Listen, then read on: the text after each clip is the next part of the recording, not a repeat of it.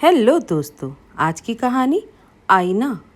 रोते रोते कब नीता की आंख लग गई थी उसे पता ही नहीं चला था। अचानक से पास में ही सो रहे उसके 10 दिन के बेटे मोनू के उठकर रोने की आवाज़ सुन उसकी आंख खुल गई। उसे छाती से चिपका दूध पिलाने लगी और वो दूध पीते पीते फिर से सो गया। नीता आज घर के बिगड़े माहौल को याद कर फिर से रुआंसी हो गई। लग रहा था बेटी के रूप में जन्म लेकर किसी के घर की बहू बनकर आना सबसे बड़ी गलती होती है। तभी पति पंकज कमरे में आए और बोले, नीता, तुम इस तरह मन दुखी मत करो। माँ की शुरू से ही आदत रही है, उन्हें बस ऐसा लगता है वो जो बोल रही हैं बस वही सही है। देखती तो हो, पापा भी उनके आगे कुछ नहीं बोल पाते। जरा बोलने को हो तो माँ फिर शांत नहीं होती और पूरे घर का माहौल बिगड़ जाता। ये सब देख पापा मौन साधे रहते हैं। फिर मैं छोटा होकर क्या ही बोलूँ उनको। बस हम सब चुप रह जाते कि घर का माहौल अच्छा बना रहे। पास आकर सिर पर हाथ फेरते, प्यार भरी नज़रों से देखते। पंकज को देख नीता उसका हाथ पकड़कर पास बिठा ली। पंकज, आपको भी लगता है क्या मेरे घर वालों की पसंद अच्छी नहीं है और आपने मुझसे शादी करके गलती कर दी? रोते हुए नीता ने पंकज से पूछा। अरे नहीं नीता, बिल्कुल भी नहीं। माना कि हमारी अरेंज मैरिज हुई है, पर मैं तुमसे मिलने के बाद ही शादी के लिए हाँ बोला था। तो तुम ये कैसे सोच सकती हो तुम मेरी पसंद नहीं हो? बोल तो रहा हूँ, माँ की बात को दिल पर मत लो। अभी तुम्हारा शरीर भी कमज़ोर है।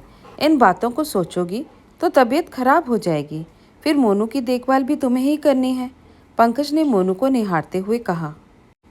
पंकज, एक बात कहूँ, प्लीज़ मुझे आप अपने साथ ही लेकर चलिए ना। मैं सोच कर तो यही आई थी आपके साथ ही यहाँ से जाना होगा, पर आपने मुझे यहाँ 1 महीने रुकने की बात कहकर मुझे मजबूर सा कर दिया है। क्यों बोले, कुछ दिन मोनू भी दादा दादी के साथ रह लेगा। पर अब मुझे नहीं लगता कि मैं यहाँ पर रह भी पाऊँगी। 2 साल हो गए हमारी शादी को। मैं माँ की बात का कभी बुरा नहीं मानी, पर इस बार माँ ने सबके सामने मेरे मायके वालों को सुना दिया, जो मुझे जरा भी अच्छा नहीं लगा। आप तो कम से कम मुझे समझिए। नीता विनती सी करती हुई बोली। नीता, ये बेकार की बातें मत करो। अब कुछ दिनों तक तुमको यहाँ रहना ही होगा। ऐसे कैसे और क्या बोलकर साथ ले जाऊँगा, जबकि मैंने खुद आगे बढ़कर बोल दिया था कि नीता और मोनू को महीने भर बाद लेकर जाऊँगा। पंकज खींचते हुए बोल कमरे से बाहर निकल गया। नीता सोचने लगी, कितनी खुश थी वो, पहली बार माँ बनने वाली थी। डिलीवरी के लिए उसकी माँ ममता जी ने बहुत कहा कि मेरे पास आ जा, अच्छे से ध्यान रखूंगी। पर मायका छोटे शहर में होने के कारण सासू माँ माधवी जी ने मना कर दिया था। वो अपने पास आने को कह रही थी, पर पंकज ने दोनों जगह जाने से मना करते हुए कह दिया कि वो इधर ही रहेगी, क्योंकि इस शहर में दोनों जगहों से ज़्यादा अच्छी सुविधा है। कोई भी दिक्कत हुई तो डॉक्टर तुरंत मिल जाएंगे। भगवान की दया से नॉर्मल डिलीवरी हुई और बेटा भी स्वस्थ ही था। तब माधवी जी ने कहा, बहू, बच्चा तो वहाँ हो गया, पर छठी का आयोजन यहाँ हमारे पास ही होगा। सभी रिश्तेदारों को बुलाकर मनाया जाता है, तो तुम 5 दिन बाद यहाँ आ जाना। जब वो यहाँ आए तो पंकज को माँ ताने देकर सुनाने लगी। ज़रूर बीवी ने कहा होगा, मुझे नहीं जाना ससुराल, तभी तू नहीं आया। आजकल सब बीवी की ही सुनते हैं, माँ की तो कोई सुनता ही नहीं। अरे नहीं माँ, वहाँ सुविधाएं उपलब्ध थी, इसलिए डिलीवरी उधर ही करवा दिया। देखो, तुमने कहा तो हम आ गए ना। अब नीता 1 महीने रहेगी तुम्हारे पास। बिना नीता से कुछ पूछे पंकज ने माँ से बोल दिया था। छठी भोज में सभी रिश्तेदारों को न्योता दिया गया था। नीता के मायके से भी लोग आए हुए थे। उसकी माँ ने अपनी तरफ से कोई कमी न रखी। बेटी के सास ससुर, बेटी दामाद के साथ नाती के भी ढेरों कपड़े लेकर आई थी। नाती के लिए सोने की चेन, झूला, खिलौने, पता नहीं क्या क्या सामान साथ लाई थी। ससुराल पक्ष के सब लोग कह रहे थे पंकज के ससुराल वालों ने कितना कुछ दिया है। पर एक इंसान ऐसा भी था जिसे लग रहा था नीता के घर वालों ने मोनू की छठी के लिए जो भी कपड़े सामान दिए हैं वो सब लो स्टैंडर्ड के हैं। वो थी माधवी जी, यानी नीता की सासू माँ। वो तो मोनू के लिए जो सोने की चेन उसकी नानी ने दिया उसे भी देखते हुए माधवी जी बोली, कितनी हल्की चेन दी है। मेरा पोता ऐसे बेकार कपड़े और ये हल्की चेन कभी नहीं पहनेगा। घर में इतने लोगों के सामने बोलकर वो तो चली गई थी और नीता की माँ बेचारी चुपचाप नजरें झुकाए बेटी का हाथ थामे खड़ी रह गई थी। बेटा, हमने तो अपनी तरफ से बहुत अच्छा ही करने की कोशिश की है, पर पता नहीं समधन जी को पसंद क्यों नहीं आया। कोई बात नहीं, हम बाद में भारी चेन बनवाकर अपने नाती को दे देंगे। अब हम लोग भी निकलते हैं, कहकर ममता जी जाने लगी। पर माँ, तुम तो रहने वाली थी ना 2-4 दिन। आज सुबह ही आई, अब रात को ही निकल जाओगी। 2 दिन रुको ना। नीता माँ को रुकने के लिए बोल रही थी, पर ममता जी, वो अब वहाँ कैसे रुक सकती थी जहाँ उन्हें बेइज्जती महसूस करा दिया गया हो। माँ के जाने के बाद से ही नीता का मन बहुत दुखी हो गया था। वो कमरे में जाकर रो रही थी। 2 दिन बाद पंकज जी भी चले जाएंगे। मैं यहाँ कैसे रहूँगी? कभी रहने का मौका भी नहीं मिला था। जब भी यहाँ आती थी दोनों साथ आते और साथ चले जाते थे। पहली बार मोनू को लेकर उसे रहना था, वो भी 1 महीने के लिए। ये सोच सोचकर ही नीता की हालत खराब होने लगी।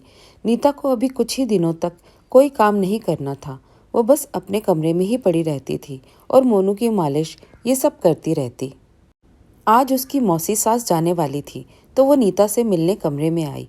पोते को देखकर कुछ पैसे देते हुए बोली, बहू, मैं जो कपड़े लेकर आई थी वो नहीं दे सकती, इसलिए पैसे दे रही हूँ। तुम मेरे पोते के लिए कुछ अच्छा सा खरीद लेना। मौसी सास ने कहा। ये आप क्या कर रही हैं मौसी जी? बस अपना आशीर्वाद दीजिए इसे, और जो कपड़े आप इतने प्यार से लेकर आई हैं वही दीजिए। पैसे की कोई ज़रूरत नहीं है। नीता अपनी मौसी सास से बोली। अरे नहीं बहू, तेरी सास को कहाँ पसंद आएंगे वो कपड़े? जब तेरी माँ शहर से इतना सारा और इतना अच्छा सामान लेकर आई वो तो उसे पसंद नहीं आया, और हम तो गांव से आए हैं, उधर के कपड़े कहाँ तेरी सास को पसंद आने वाले हैं।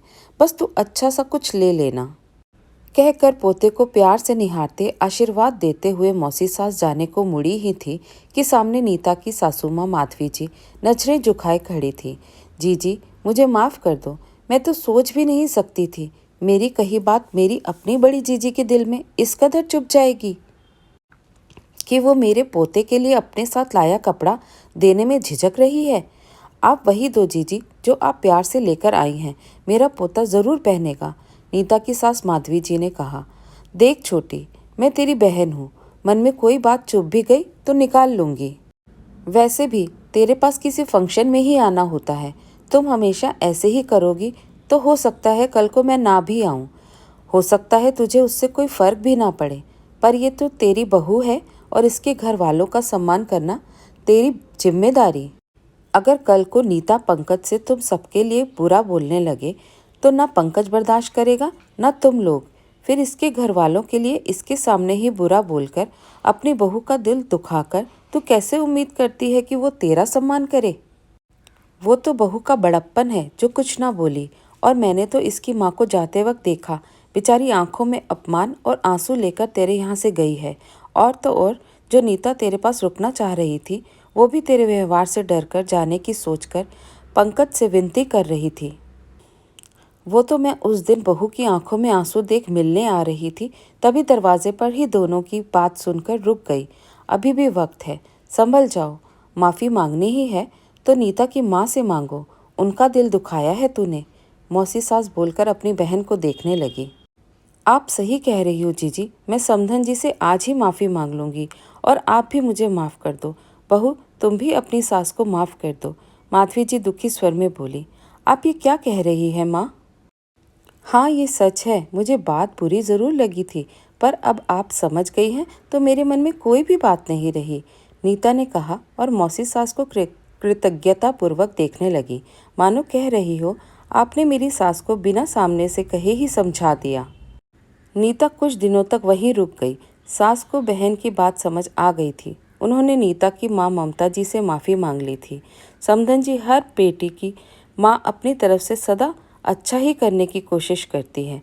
कभी कुछ कमी रह जाए तो अलग से बोल दीजिएगा।